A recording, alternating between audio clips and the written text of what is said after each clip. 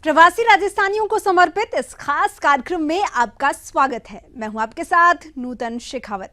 आज इस बुलेटिन में आपको देश भर में फैले प्रवासी राजस्थानियों की कुछ खास गतिविधियों से रूबरू करवाएंगे। साथ ही दिखाएंगे कारोबार के साथ प्रवासी राजस्थानी पर्यावरण को बचाने के लिए क्या कुछ कर रहे हैं। बुलेटिन में उस शख्स की कहानी से भी आपको रूबरू करवाएंगे जिसने अपने मधुर स्वरों से दुनिया को मरुधरा का मुरीद बना दिया है।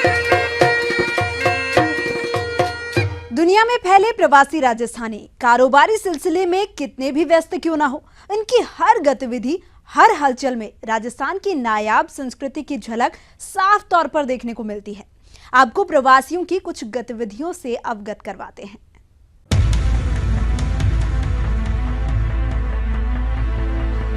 नेपाल में बसे प्रवासी राजस्थानी उद्योगपति सुरेश केडिया सकुशल पूर्वी चंपारण जिले के कोटवा के पास किडनैपर से मुक्त करवा लिए गए हैं। पुलिस ने एक अपहरणकर्ता को गिरफ्तार किया है, साथ ही एक पिस्टल और 3 मोबाइल बरामद किए हैं। नेपाल के वीरगंज से किडनैप हुए केडिया ग्रुप के कार्यकारी निदेशक सुरेश केडिया की 3 दिन बाद रिहाई हो सकी। किडनैपर्स ने उनसे 100 करोड़ रुपए की फिरौती की डिमांड रखी थी। केडिया का नेपाल में रियल एस्टेट, शिक्षा और सड़क निर्माण का बड़ा कारोबार है। केडिया झुंझुनू के केट के रहने वाले हैं। नेपाल में उनके दादा ने कारोबार शुरू किया था। ऐसे कोई फिरौती की कोई मांग सांग नहीं है ना। घटना विस्पतवार की हुई है और विस्पत को हमको जहाँ ले गए थे वो लोग एक ही जगह में रखे थे और मुंह सब बंधा हुआ था। पानी में वो क्या मिला के देता था ये हमको मतलब 4 दिन में हमने एक बूंद भी रोटी नहीं खाया है। उस गैंग को जब लगा कि अब हम पकड़ाने वाले हैं तो डर कर हताशा में उनको छोड़ के भाग गए कि आगे कहीं पे। लेकिन जो छोड़े हैं वो भी आइडेंटिफाइड है, वो भी बहुत जल्दी हमारे कब्जे में आ जाएंगे। शिक्षा और स्वास्थ्य ये वो 2 क्षेत्र हैं जिनमें मरुधरा के बाशिंदों की आस्था हमेशा से रही है। इनकी यही आस्था कोलकाता में नई मिसाल कायम कर रही है। यहाँ प्रवासी राजस्थानियों द्वारा स्थापित श्री जैन श्वेतांबर तेरापंथी विद्यालय ने स्थापना के 100 साल पूरे कर लिए हैं। इस मौके पर साइंस सिटी सभागार में एक भव्य समारोह का आयोजन किया गया, जिसमें पश्चिम बंगाल के राज्यपाल केसरी नाथ त्रिपाठी, जैनाचार्य आलोक कुमार, जैन विश्व भारती की पूर्व कुलपति समणी चारित्र प्रज्ञा सहित बड़ी तादाद में प्रवासी राजस्थानी मौजूद रहे।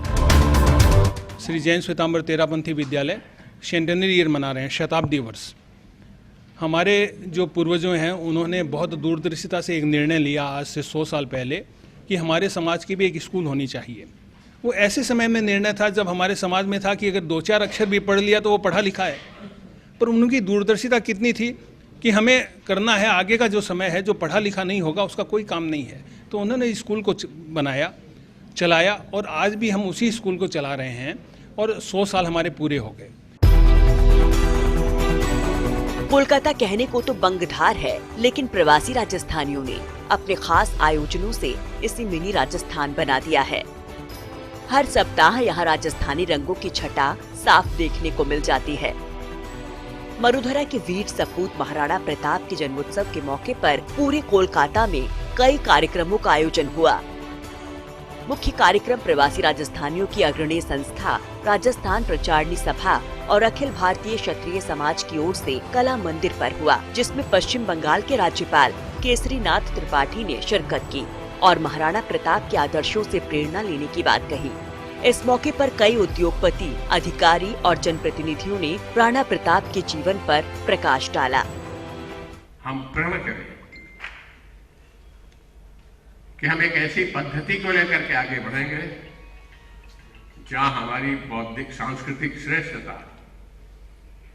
बौद्धिक शुद्धिकरण, राष्ट्र के प्रति अगाध प्रेम और राष्ट्र की अखंडता यह हमारे मूल मंत्र हो।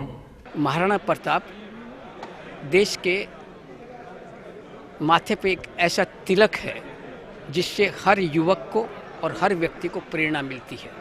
प्रेरणा मिलती है राष्ट्र के लिए काम करने की, प्रेरणा मिलती है।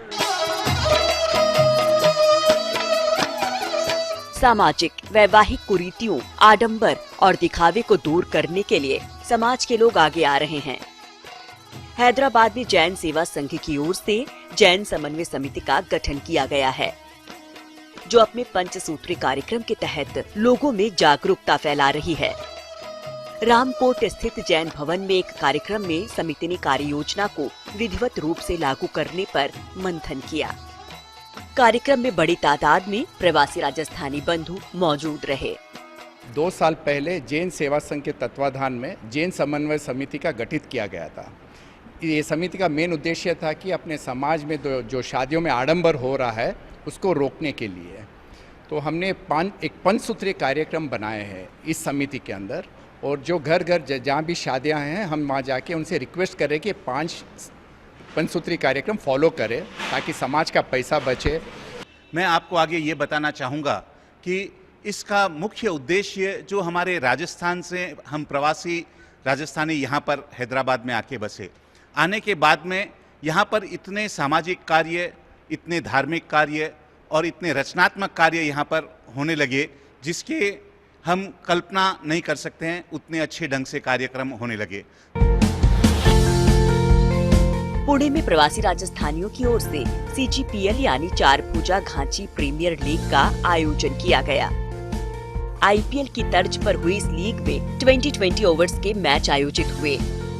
पुणे के थेर गांव स्थित वेंगसरकर अकादमी में 24 दिनों तक हुए मुकाबलों में गुजरात के प्रवासी राजस्थानियों की टीम फाइनल अपने नाम करने में कामयाब रही। CGPL का आयोजन गुजरात और महाराष्ट्र में बसे प्रवासी राजस्थानी कारोबारियों ने युवाओं को एक मंच पर लाने के मकसद से किया, जो अब से हर साल आयोजित की जाएगी। आज मैं समझता हूं कि एक समाज को जोड़ने के लिए और एक देश को आगे बढ़ाने के लिए एक युवाओं की जरूरत है, और वही युवा आज संगठित हुए और जोश के साथ में इस कार्यक्रम को सफल बनाया। और चलिए यहाँ पर रुक जाते हैं एक छोटे से ब्रेक के लिए। ब्रेक के बाद आपको दिखाएंगे पर्यावरण बचाने के लिए क्या कुछ कर रहे प्रवासी राजस्थानी।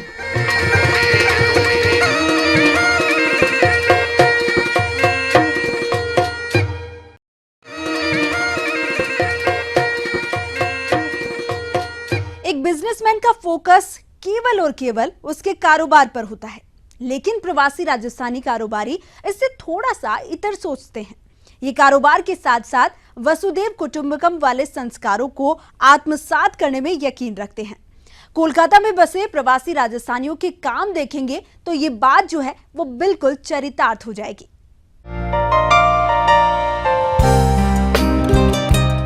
बंगधरा कोलकाता, ये वो शहर है जहां कारोबार के सिलसिले में प्रवासी राजस्थानियों ने सदियों पहले बड़ी तादाद में रुख किया और अपनी मेहनत काबिलियत के दम पर वो हासिल किया जिसे दुनिया कामयाबी के झंडे गाड़ना कहती है। इस जिंदादिल शहर में प्रवासी राजस्थानियों ने धोरों की धरती का मान बढ़ाने के लिए भी बहुत कुछ किया है, तो स्थानीय बाशिंदों से इनका जुड़ाव अटूट रहा है। कारोबार के साथ हर सामाजिक गतिविधि में प्रवासी राजस्थानियों की मौजूदगी सहज ही देखी जा सकती है। मौजूदा दौर में प्राकृतिक संतुलन बिगड़ रहा है, सरकारी प्रयास नाकाफी साबित हो रहे हैं, लिहाजा इस काम में भी प्रवासी कदम ताल मिला रहे हैं। कोलकाता में विश्व पर्यावरण दिवस के मौके पर सिद्धा ग्रुप की ओर से सेव वाटर अभियान की शुरुआत की गई। कि हम लोग राजस्थानी, आप जैसा जानते हो सभी कि राजस्थानी अपना कल्चर, अपनी रूट को नहीं छोड़ता है। देखिए, ये कॉर्पोरेट सोशल रिस्पॉन्सिबिलिटी राजस्थान और वेस्ट बंगाल दोनों के लिए सेम ही है, मैं कहूँगा, क्योंकि सरकार एक लिमिट है कुछ करने की, उसके बाद हम जो सामान्य जनता हैं उनकी जिम्मेदारी है कि जो सरकार जितनी सुविधा दे उसको कैसे बचा के रखा जाए।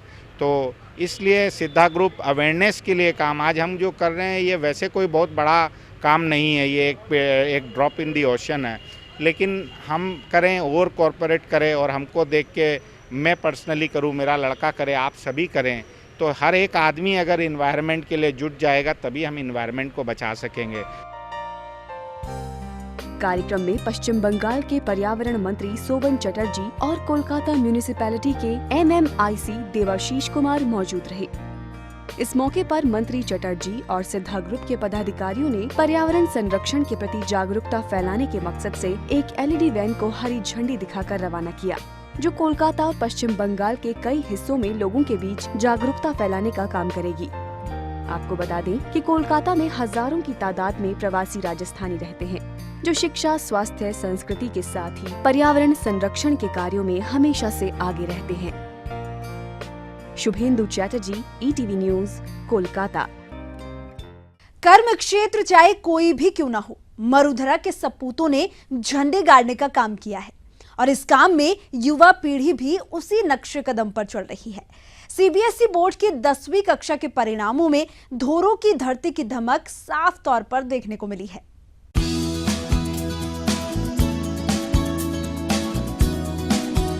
ये है अश्मिता जैन, जिन पर न केवल राजस्थान बल्कि पूरे हिंदुस्तान को गर्व है। सीकर जिले से ताल्लुक रखने वाले जैन परिवार की बेटी अश्मिता ने इस साल CBSE की 10वीं की परीक्षा में 99.60% अंक लाकर केवल अपने परिवार का ही नहीं बल्कि राजस्थानी समाज का मान बढ़ाया है। मुंबई में पनवेल के सेंट जोसेफ हाई स्कूल की छात्रा अश्मिता बचपन से ही पढ़ाई में अव्वल रही हैं और अब डॉक्टर बनकर देश की सेवा करना चाहती हैं। घर पे पेरेंट्स ने बहुत हेल्प की मुझे मैथ्स और केमिस्ट्री में पापा हेल्प करते थे और पढ़ाई में जब भी जो भी बुक्स की ज़रूरत पड़ती थी मम्मी वो हर बार ला कर दे देती थी। और स्कूल में मेरी टीचर्स बहुत सपोर्टिंग थी, मुझे कभी क्लासेस की ज़रूरत ही नहीं पड़ी। टीचर्स जो पढ़ाती थी वो इतने अच्छे से पढ़ाती थी कि उसके बाद कभी कोई क्वेश्चन उठता ही नहीं था और डाउट्स में भी टीचर्स हेल्प करती थी क्लियर करने के लिए। स्कूल से बहुत हेल्प मिली, घर पे भी सब बहुत सपोर्टिव थे। अश्मिता के पिता अश्विन जैन प्राइवेट सेक्टर में हैं, जबकि उनकी मां मेघा जैन गृहिणी हैं, जो बेटी की अपार सफलता पर फूले नहीं समा रहे। बेसिकली मेरे दादाजी राजस्थान के थे। बाय नाम का छोटा सा गांव है सीकर डिस्ट्रिक्ट में, वहां से बिलोंग करते हैं मेरे दादाजी और वहां से बिजनेस के सिलसिले में वो शिफ्ट हो गए थे हैदराबाद। तो बेसिकली मेरा जन्म मतलब मेरे पिताजी का जन्म भी हैदराबाद में हुआ, मेरा जन्म भी हैदराबाद में हुआ और मेरी पूरी पढ़ाई लिखाई फिर हैदराबाद में हुई। तो फिर यहाँ से फिर हैदराबाद से हम लोग बॉम्बे शिफ्ट हो गए। अभी 15 साल हो गए बॉम्बे में आ गए। अभी 15 यहाँ से फिर अभी यहाँ पर जॉब कर रहा हूँ मैं। तो वैसे राजस्थानी तो मतलब रूट्स तो राजस्थानी ही है। बचपन से उसको पूछ रही हूँ, उसका एक ही था कि मुझे एक अच्छी डॉक्टर करके एक ह्यूमैनिटी, एक मैनकाइंड के लिए, एक जो गरीब लोग हैं जिनको मतलब जहाँ कई जगह ऐसे है जहाँ सेवाएं उपलब्ध नहीं होती है, वहाँ वो जाके वो फील्ड में, उसका ये नहीं है कि मैं डॉक्टर बन के बड़ी सिटी में ही रहूँ या वहीं बड़े बड़े हॉस्पिटल्स में काम करूँ। उसको कई जहाँ ज़रूरतमंद लोग, ऐसे भी लोग हैं जहाँ ये सेवाएं उपलब्ध नहीं है, वहीं उसके लिए वो कुछ डॉक्टर बन के कुछ करके दिखाना चाहती है। राजस्थानियों की पहचान है कि वे खुद की प्रगति के साथ साथ समाज को साथ में लेकर चलने की चाह रखते हैं। डॉक्टर बनकर समाज के वंचित वर्ग के लिए कुछ करने की इच्छा रखने वाली अश्मिता भी इन्हीं संस्कारों का जीता जागता उदाहरण है। ETV परिवार भी अश्मिता के उज्जवल भविष्य की कामना करता है। Manish Dave, ETV news, Mumbai. और रुक जाते हैं एक और छोटे से ब्रेक के लिए। ब्रेक के बाद आपको मिलवाएंगे मरुधरा की स्वर कोकिला रेखा राव से।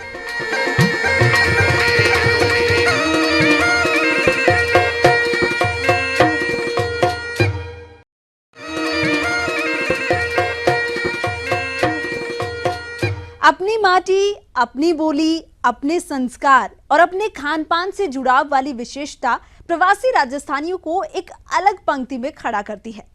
और जब बात करें संगीत की तो मरुधरा के बाशिंदों का कोई तोड़ नहीं। राजस्थानी संगीत ने इनको जड़ों से जोड़े रखने में बड़ी भूमिका निभाई है और इस काम में राजस्थान के लोक गायक गायिकाओं का बड़ा योगदान रहा है।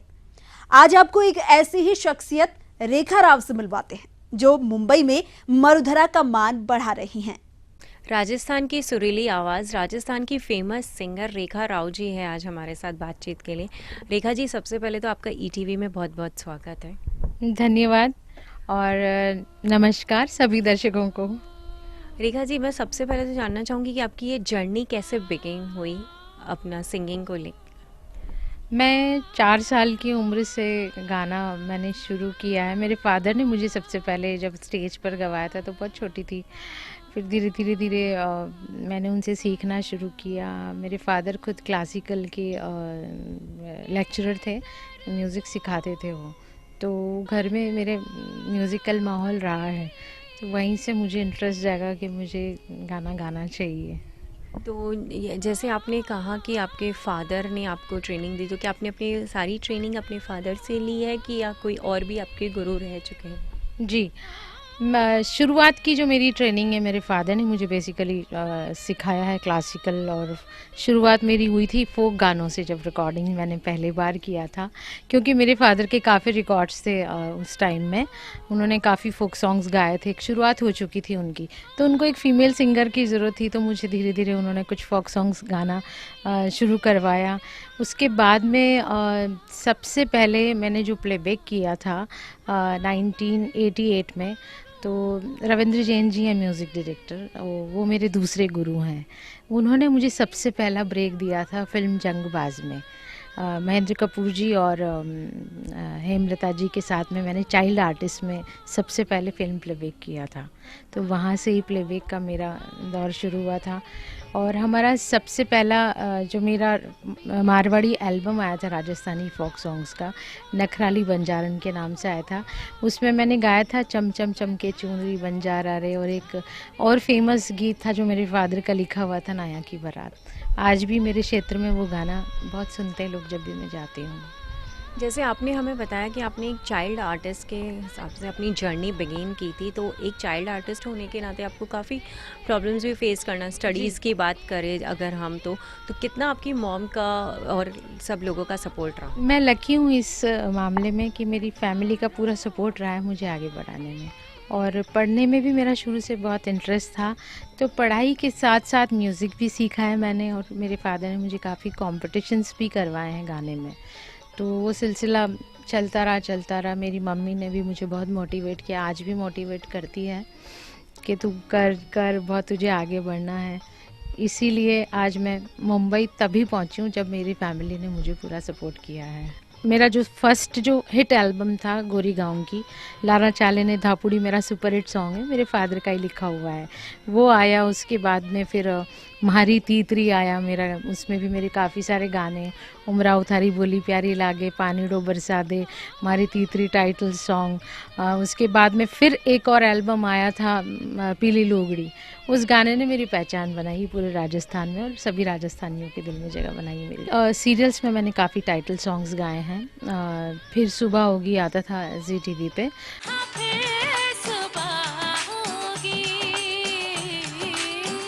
उसका टाइटल ट्रैक गाया मैंने। एकता कपूर के सीरियल आता था ख्वाहिशां, उसका भी मैंने टाइटल सॉन्ग गाया है, वो थोड़ा पंजाबी टाइप में था, उनको कुछ डिफरेंट वॉइस चाहिए थी फोकिश, तो उन्होंने मुझे बुलाया था गाने के लिए, पसंद आई उनको आवाज़ से मेरा गाना रखा था उन्होंने।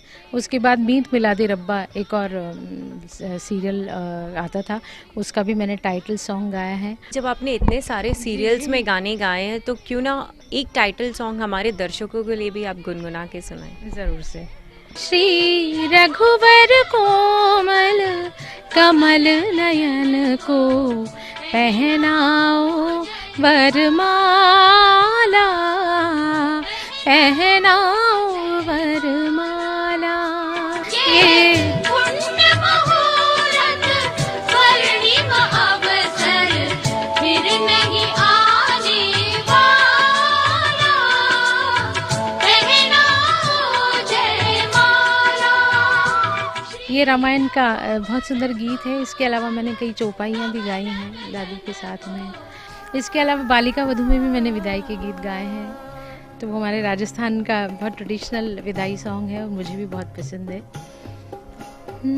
छोटी सी उम्र पर नाई हो बाबो सा, यो थारो कायम कसूर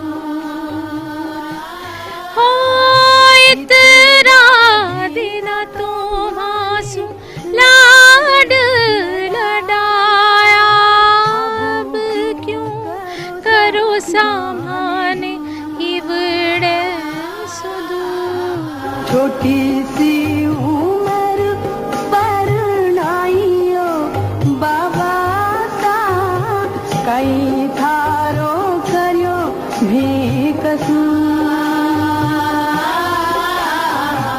बहुत प्यारे प्यारे गाने गा के सुनाए आपने हमें। ये तो था, अब मैं आपसे, ये तो आपके हमने पास्ट के इतने अच्छे अच्छे गाने सुने, अब मैं आपसे ये जानना चाहूँगी अब आगे की क्या प्लान्स हैं और किन किन गानों में हमारे दर्शकों को आप मिलेंगी। ये मेरे सीरियल्स के गाने मैंने बताए हैं आपको। हिंदी फिल्म्स में भी मैंने काफ़ी गीत गाए हैं। उसमें सलमान खान की फिल्म है हीरोज़, जिसमें वो सरदार बने थे।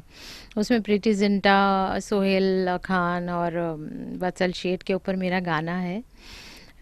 मनवामा कैसा कसक जागा रे, वो भी गीत हैं, आप देख सकते हैं।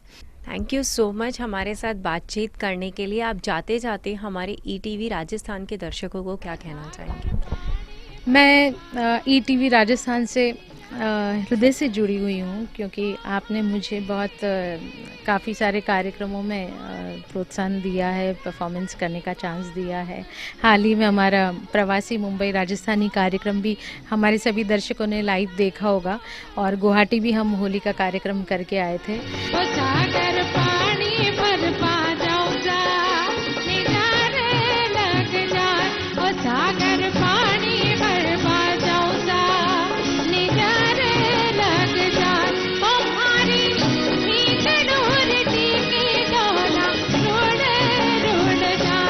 Thank you so much. तो ये थी हमारे साथ मशहूर राजस्थानी सिंगर रेखा राव जी। कैमरामैन संजय पोद्दार के साथ आकांक्षा महेश्वरी, ईटीवी न्यूज़ मुंबई। और चलिए इस बुलेटिन में फिलहाल के लिए बस इतना ही, लेकिन अगले रविवार इसी वक्त आपसे फिर रूबरू होंगे प्रवासियों से जुड़ी कुछ और खबरें लेकर। इस कार्यक्रम के जरिए आप अपनी खबरों को हमारे साथ साझा भी कर सकते हैं। हमारी ईमेल आईडी है pravasinews@etv.co.in। आप हमें अपनी खबर, फोटो और वीडियो भी शेयर कर सकते हैं। हमारे व्हाट्सएप नंबर है 0707367888 पर। अब दीजिए इजाजत, नमस्कार।